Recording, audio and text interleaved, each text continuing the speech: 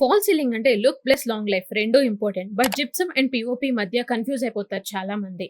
So clear గా చెప్తాను, video end వరకు చూడండి. హలో అందరికి, this architect Vani Priyanka, founder of Anantha architects.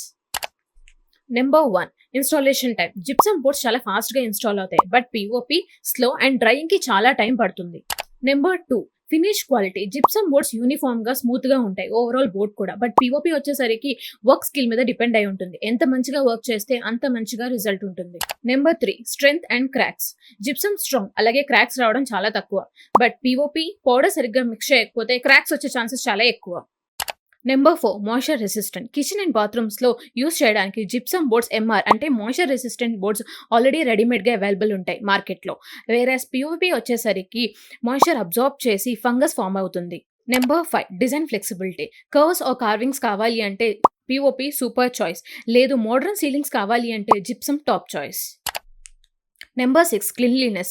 Gypsum boards రెడీగా అవైలబుల్గా దొరకడం వల్ల మార్కెట్లో అవి తీసుకొచ్చి ఫిక్స్ చేసేటప్పుడు డస్ట్ ఎక్కువ పడదు.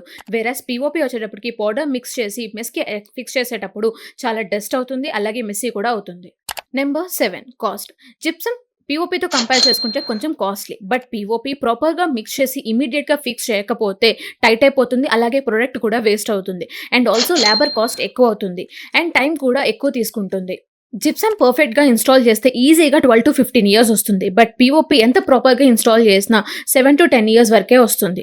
సో మీ రిక్వైర్మెంట్కి తగ్గట్టు కరెక్ట్ మెటీరియల్ని సెలెక్ట్ చేసుకోండి. ఇలాంటి మంచి ఇన్ఫర్మేషన్ వీడియోస్ కోసం అనంత ఆర్కిటెక్ట్స్ ని ఫాలో అవ్వండి. Thanks for watching.